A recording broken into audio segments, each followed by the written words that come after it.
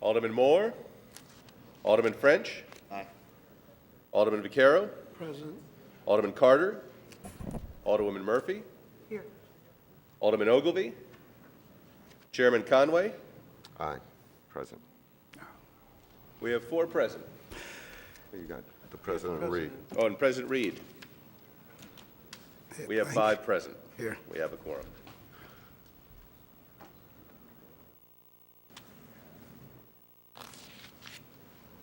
I'll recognize President Reed on Board Bill number 246. Thank you, Mr. Chairman, members of the committee. I really appreciate all the time that you all have spent working on this board bill. I think some of the final changes that we are going to introduce through an amendment this morning makes the deal much better, and it addresses some of the concerns of some of the committee members and also myself and others who want to see this building be renovated so that we can stay competitive and continue to have the revenue coming in that helps to pay for some of the essential city services. So with that, I'd like to allow David Richardson and also the alderman from the 7th to come and speak to the amendment really quickly. We'll keep it quick. Thank you, Mr. President. Members of the committee, you'll see on your chairs there an amendment number 3 to Board Bill 246. This amendment seeks to address some of the concerns expressed by the committee, specifically the alderman from the 24th, who was, I think, concerned about the $4 million annual payments beginning right away. What this does is you can see this payment schedule sort of eases us in. In 2021, we're starting with $1 million payment. 2022, a $2.25 million payment. So it hopefully does sort of, and then it ramps up to, down the road, you're at about $4.2 million and then $4.5 million in later years. But by that point, we'll be seeing increased revenues from the Scottrade Center, and the improvements will be essentially paying for themselves. So we're happy to answer any questions. You also have on your desks, I believe, a summary of the sources and uses, sort of breaking down the various funding sources for this project. All right. And I would ask for favorable passage of the amendment. Since I can't start with Alderman Kennedy. Alderman Moore, do you have any questions? Yeah, a few comments. You're breaking it down to $1 million. And don't want eventually to come back to the $4 million. We'll still have to take something out of city services. No, because of the way it ramps up. By the time you get to $4 million, we'll see much more revenue coming back in from the Scottrade. I'm not understanding why the Blues can't pay for this themselves. It is beyond me. I had a ward meeting on Saturday, and my constituents said, no. It is of no interest to my constituency in that 4th ward. And don't make me get the pictures out, because I will show you how we live in the 4th ward. And giving money to an organization that said that they're not-for-profit, the Blues are not-for-profit. Do I have that right? Don't they make money off of this? No, and that's why there's been 4 ownership groups since the building is open. They are they're operating at a loss most years. If you look at the table in that original packet that we gave you, we can go over those numbers again if you would like. My ward is operating at a loss. Been operating at a loss for over 50 years. And it is really horrific that we're doing this. Then we got that America Center down there that's falling off the shrimp boat that we need to support. But I cannot, for the life of me, vote.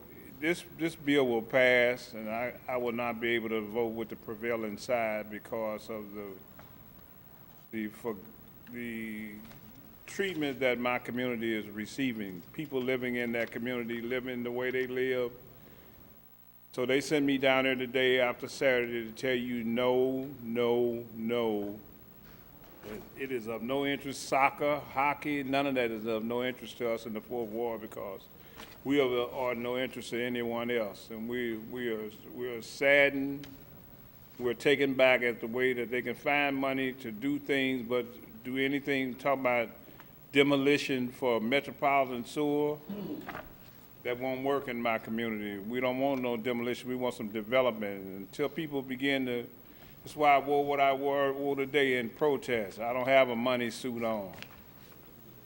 You come down with the money suits and getting anything you want, but we can't get a facade program to work right in my neighborhood. Yeah, I think that those things need to be addressed also. You know, this is a city-owned facility, and across the time that it's been open, it's generated over $100 million back to the city, and during that same time, the ownership groups have put in over $247 million in upgrades and repairs. And the hardcore facts of the matter is that if we do not do anything, we will continue to lose money. There'll be less revenue to do anything in the city, and all those things that you listed, it's not going to get us any closer to doing those things. We will lose in city services and the like, but I know the chairman is wanting to move forward. Go ahead, Mr. Chairman. Well, I think that they're going to lose a whole community. And I think the Blues ownership is smart enough not to let it go under like that. They have a way out. And why can't we sell them that building? I don't know, Alderman. I think we'll have to talk to them about that later. I have no idea why we can't sell them the building right now. Well, the Fourth Ward is not interested in this at all. Okay, I understand. They're not interested in us. I remember we used to get Cardinal tickets. Alderman, I understand. We used to get Cardinal tickets for the children. We don't even get the kids haven't even been thought about being interested in the Blues hockey. They have all those empty seats so they could take care of the children in the community. That won't help anything, but at the same time, it's a gesture. Alderman, I completely understand, and we could talk about all those things because those are things that I want to make sure that we address. I think that all those things are important, so I completely understand that.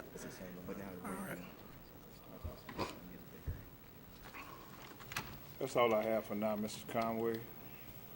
Alderman French. Thank you, Mr. Chairman. So if I understand this amendment, the money still comes from the same source. It is just ramped up over a period of time. Now, what we don't have on Exhibit C is a bottom line, and I don't have a calculator here to be able to calculate all these figures. But what's the subtotal of all of this? Does it equal the same amount as before? Yeah, it's approximately the same dollar amount. It was around 100 million before. It's around 100 million now. So it's still 100 million, and that 100 million still comes out of general revenue. Is that correct? It's coming out of revenue that's derived from the Scottrade. So as Alderman Coder said, if we and as President Reed said, if we do nothing on the project, Yeah, but that's my question. We don't have a fund for funds generated by the Scottrade. Okay, all taxes go into. No, but you're speaking to the future. You don't know what the general revenue will be. But I'm asking for the source, though. Excuse me, everybody. Alderman, you asked the question, and someone up at the podium, please answer. Please, yeah. So The source would be general revenue. Thank you. That's all. The source is general revenue. Okay. Right. And so the advantage is what? Is that it will be a little less painful in the beginning, but more painful on the end? Is that the advantage of this amendment? Go. I guess the advantage would be, Alderman, that we're bonding out the same amount of money. So you'll have the money up front to begin the improvements. You'll be realizing more returns out of the Scottrade Center before the payments scale up to approximately $4 million. Okay, so help me understand that one, because that is the assumption being made and has been repeated a few times. So how do we assume that revenues will increase drastically with these improvements? And just to quantify it, how much how much more revenue would they have to generate in order for us to generate an additional $4 million in taxes? Good questions. And I'm going to, Mr. Richardson has the study that we've based these financials off of in his hand. Are you comfortable answering that, David? Okay. So we provided that Johnson study to you before, and right now, the facility's throwing off about $5.9 to $6 million a year.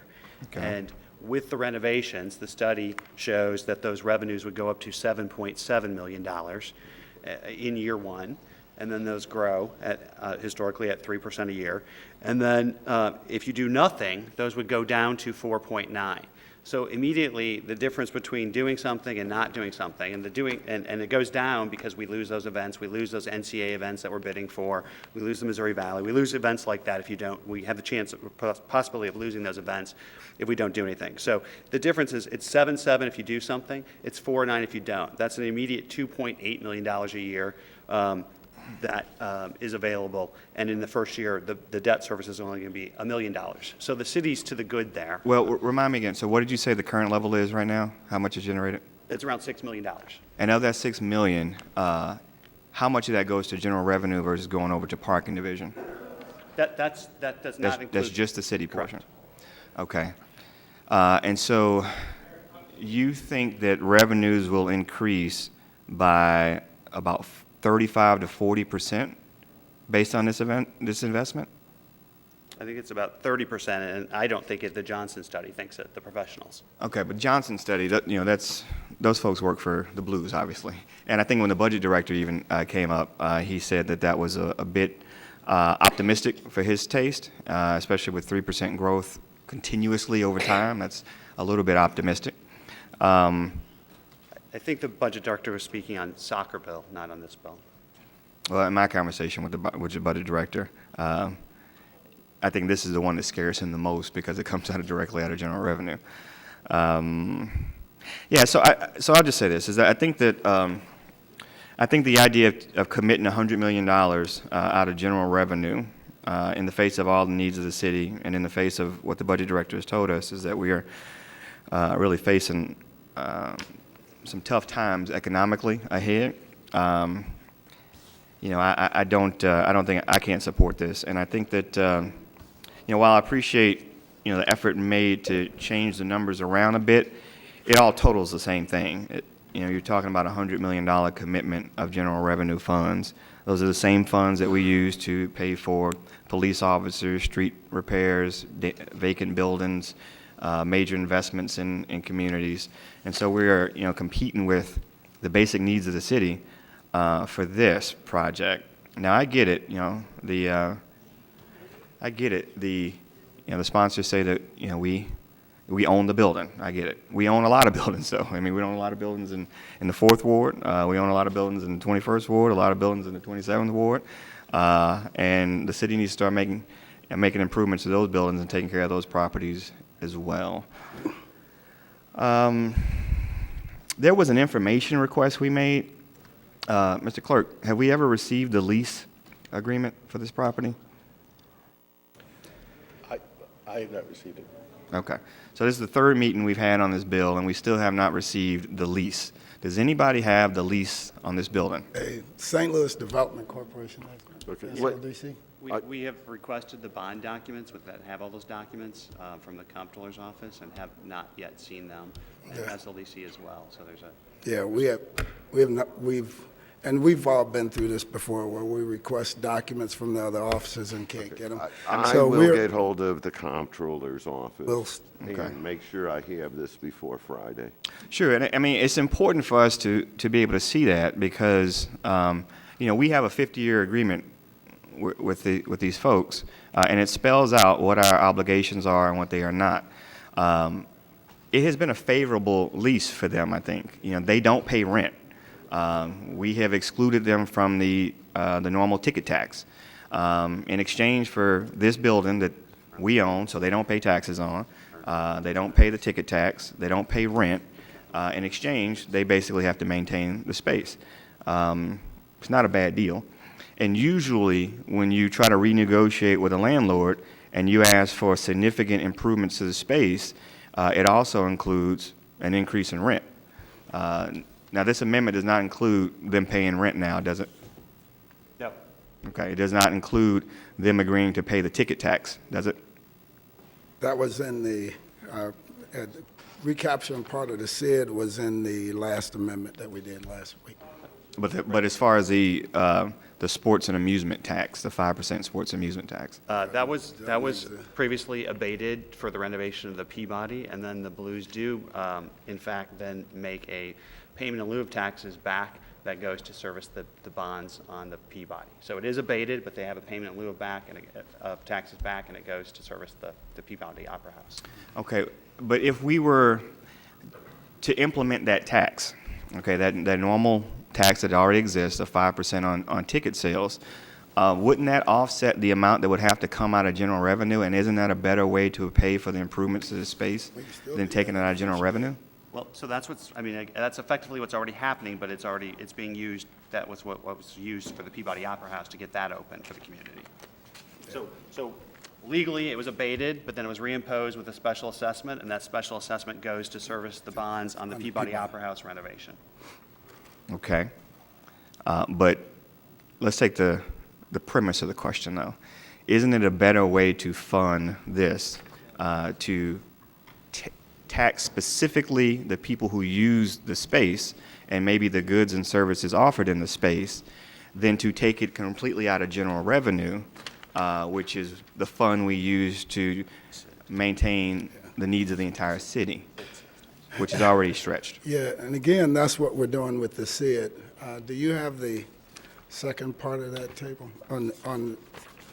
Yeah, I see the SID Yeah, part there, and that's yeah. 1%. All right. But Yeah, then we that's can part also of- impose, there's other ways also to tax the people inside the space. Yeah, and we should, I'd love to look at. With the SID, we're still 100 million short.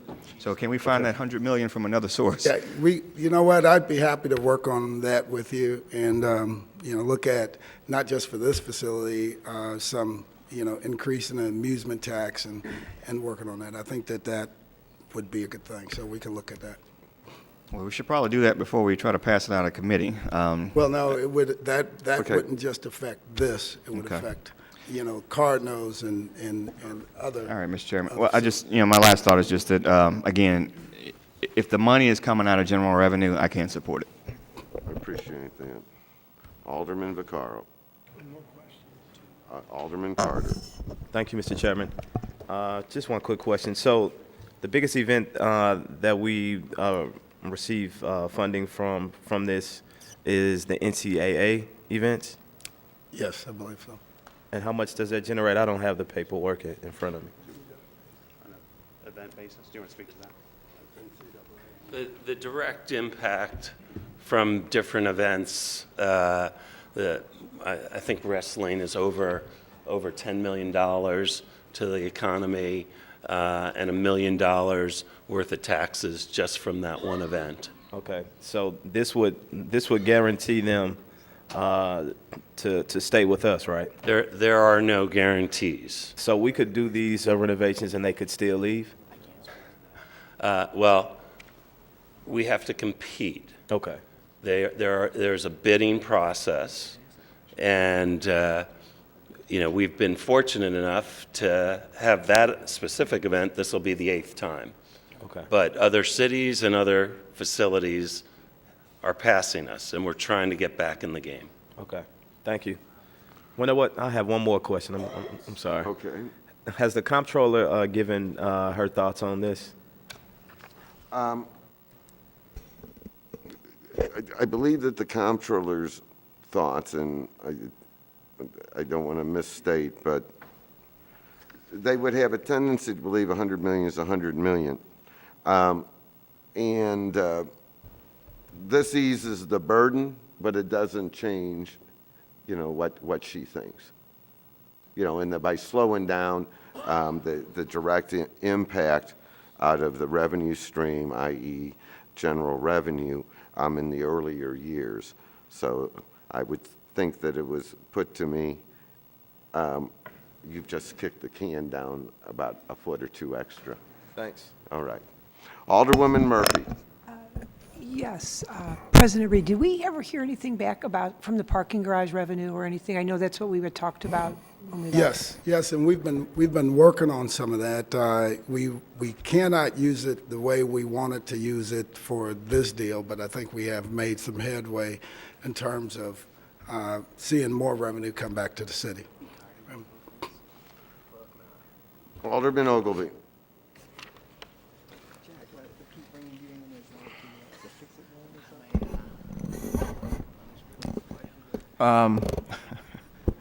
Thank you, Mr. Chairman.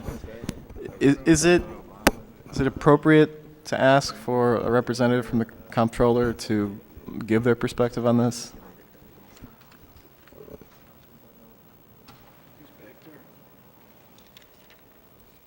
We will have Mr. Garavaglia up.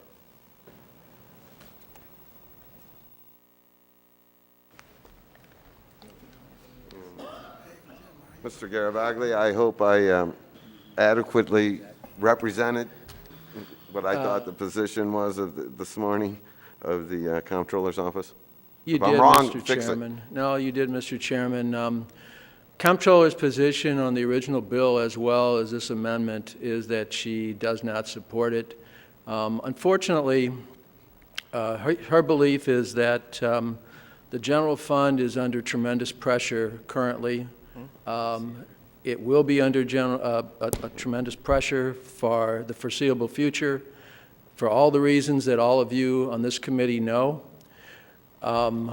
She believes that there are some alternative methods of financing, some of which you've already spoken about today. The SID is a great step in that direction. I think that her feeling would be that we need to look harder at finding some other alternative methods vis-a-vis perhaps some parking revenue, some other things that were mentioned.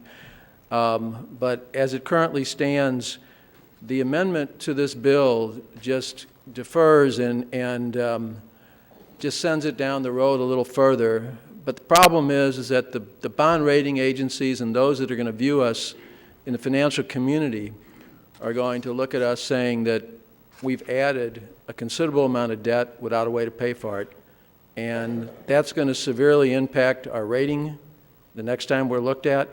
And it's going to affect the interest rates that we're going to pay on our bonds. So if we were to go out for $44 million in bonds, because we're going to have to pay a premium to those that are going to buy them over and above what the market would be, then we're going to net less in the long run.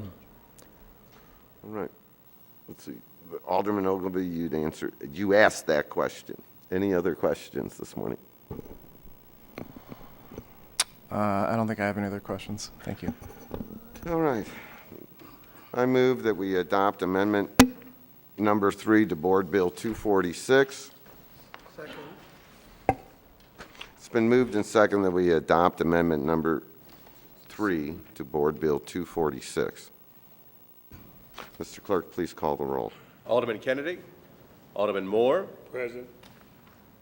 Alderman French. No. Alderman Vaquero. Aye. Alderman Carter. No.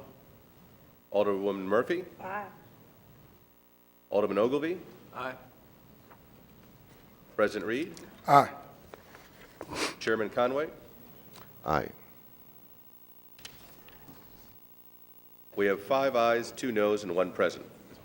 I move that we pass Board Bill number 246 as amended out of committee with a due pass recommendation. Second. It's been moved and seconded that we pass Board Bill number 246 as amendment, Previous rule. as amended out of committee. There's been an objection to previous roll. Mr. Clerk, please call the roll. Alderman Kennedy. Alderman Moore. No. Alderman French. No. Alderman Vaquero. Aye. Alderman Carter. No. Alderwoman Murphy. Aye.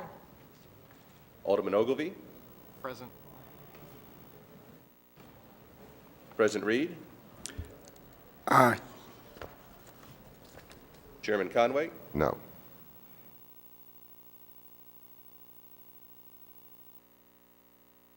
We have 3 ayes, 4 noes, and 1 present. right, well, thank you, everybody, for coming out this morning.